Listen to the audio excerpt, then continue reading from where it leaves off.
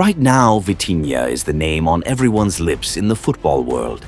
He's been absolutely on fire, from his standout performance for Paris Saint-Germain against Atletico Madrid in the FIFA Club World Cup, where he was named man of the match, to helping PSG lift the UEFA Champions League trophy just days before.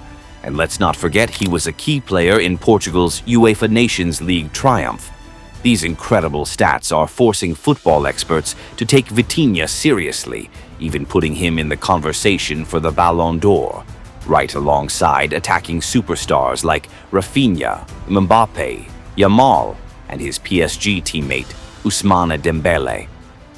Vitinha, a name once entangled with doubts, whispers, and even rumors of a rift with Lionel Messi at Paris Saint-Germain. Though the Portuguese midfielder publicly denied those claims, the story clung to him like invisible shackles. But today, it's safe to say, Vitinha has broken free.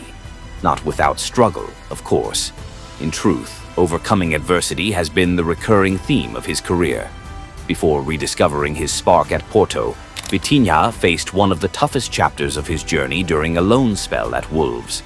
It was supposed to be a gateway to greatness, but instead it became a mirror of disappointment and self-doubt. Sent to the Premier League by Porto with the reputation of a bright young talent from the Drago Academy, Vitinha arrived in England carrying high expectations. He was elegant on the ball, tactically intelligent, and gifted with the ability to dictate play. Some even called him the Portuguese Jorginho. But the Premier League is no playground for finesse-driven midfielders trying to find their feet. It's a whirlwind of pressing, physicality, and little room to breathe, let alone orchestrate a game.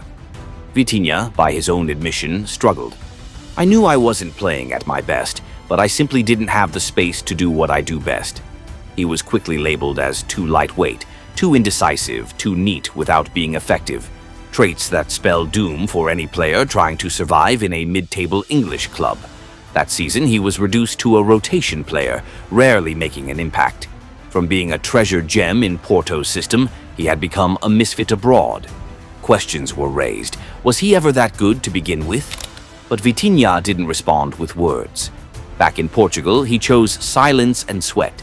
He hit the gym, bulked up, worked on his physicality, and addressed every flaw that once held him back in England. That patience and quiet determination helped repair a confidence that had been shattered. Wolves didn't kill his talent, but they brutally tested his resilience. Upon his return to Porto, he wasn't benched or discarded. He was trusted. Handed the keys to the midfield, Vitinha thrived. In the 2021-22 season, he emerged as one of the league's brightest stars and was named Portugal's Young Player of the Year. Then came Paris. In the summer of 2022, PSG shelled out over €40 million to bring him to the French capital. But this wasn't Porto anymore. At PSG, patience is in short supply, and subtle, intelligent football doesn't always shine in a locker room filled with global icons. Messi, Neymar, Mbappe. Every training session was a pressure cooker, a mental stress test. It was during this period that controversy erupted. A rumor surfaced that during a training session, Messi had turned to Vitinha and said, "You're so bad, you're hurting me." The quote went viral. It dominated discussions for months. Vitinha quickly denied it, stating that no such words were ever exchanged and that he had no conflict with Messi. But the damage was done.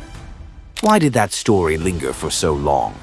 Maybe because it fit a popular narrative, a star-studded PSG riddled with egos and tension, a team seemingly destined to implode.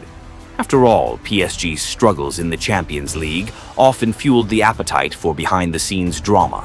At the same time, Vitinha's performances weren't entirely convincing. After a decent start to life in Paris, his form dipped. Critics accused him of playing too safe, too sideways, not influencing games enough. He lost his spot in the starting lineup for stretches, only returning sporadically. And then there was Messi, fresh off a World Cup triumph, idolized across the globe, and unquestionably influential in the dressing room. It wasn't far-fetched to imagine the Argentine icon calling out a teammate. That context made the rumor believable and irresistible for tabloids. But whether true or not, the incident symbolized something deeper. How hard it is for players like Vitinha to carve out a place at PSG. He wasn't alone in that struggle. Many talented players arrived in Paris with high hopes, only to fade into the background amid the chaos of a team built around 3 megastars and a system lacking clear identity. In that maelstrom, someone like Vitinha, young, quiet, cerebral, could easily be swept away. On the night of June 1st, under the shining lights of glory, PSG demolished Inter Milan 5-0 to cap off a flawless Champions League campaign. And in that moment, all the doubts that once haunted Vitinha seemed to vanish. But few truly know how far he had to travel to reach that night of triumph. There was a time when Vitinha lived in the shadows, on the bench at Wolves, labeled a failed signing for being too fragile, too soft, too slow to adapt. His journey was anything but smooth. The turning point, it came when Luis Enrique arrived in Paris.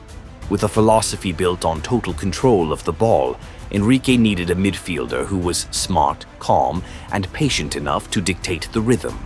Vitinha rose to that challenge with the most convincing numbers of his career: a 93% passing accuracy, over 6 progressive passes per match, and a constant long-range shooting threat that kept defenses on edge. No longer cast under the shadows of Messi, Neymar, or Mbappe, Vitinha became PSG's vice-captain, a metronome when Paris needed rhythm, a mind when decisions had to be made, and a foot that could strike from impossible distances. Luis Enrique wasn't exaggerating when he called him the best midfielder in the world right now. Under his guidance, Vitinha evolved into a modern-day regista, not just a passer but a difference-maker, and the Champions League final proved it. This journey didn't just put Vitinha's name in the Ballon d'Or conversation, it also marked a fundamental shift in PSG's identity. No longer defined by superstar forwards, Paris found a new heart in midfield. In Vitinha, they found resilience, reliability, and a system that could finally sustain dominance. He is no longer the uncertain boy he once was. He is the face of PSG's new ambition, built on trust, steel, and structure. Back in 2021, Jorginho became the poster boy for those who still believed in the deep-lying playmaker. He wasn't flashy, he didn't score goals or go viral, but he held together a team of stars with intelligence and precision. That summer, he lifted both the Champions League with Chelsea and the Euro with Italy, transforming what many thought was a declining career into a golden peak. 3 years later, Vitinha is living a similar script, but with a twist. In PSG's 2024-25 campaign, Vitinha became the conductor of an orchestra filled with technically gifted players who could score from anywhere. He controlled the tempo, broke through pressing lines, and advanced like a Gundogan-style shuttle midfielder. PSG placed him at the center of their global brand campaign, while he added a Nations League title with Portugal to wrap up a season where journalists began asking, should Vitinha be in the Ballon d'Or race? Hasn't he matched everything Rodri did last year? The comparisons with Jorginho are understandable. Both won major titles for club and country, both orchestrated from deep, and both stitched together their teams with one-touch brilliance and decision-making accuracy. But Vitinha's path was far harder. He wasn't just replacing legends like Marco Verratti. He was surviving where so many before him had failed. Carlos Soler, Xavi Simons, Ander Herrera, even Lee Kangin. All of them arrived in Paris with big hopes, all of them expected to inherit Verratti's mantle, and all of them faded away, unable to cope with the pressure, the egos, the demand for instant impact. None of them could carve space out of nothing the way Vitinha does, because Vitinha came from Porto, learned through failure at Wolves, and arrived in Paris with nothing to fear, not even when Messi was rumored to have shouted at him in training. He didn't need to become the next Jorginho or a Ballon d'Or darling. He chose his own path, one of rebuilding, of silent resilience, of enduring doubt to become the beating heart of a star-studded machine. And that's the legacy that will outlast any vote or trophy. Vitinha's rise is a reminder. It's not just about becoming great. It's about becoming again after the world has told you you're not enough.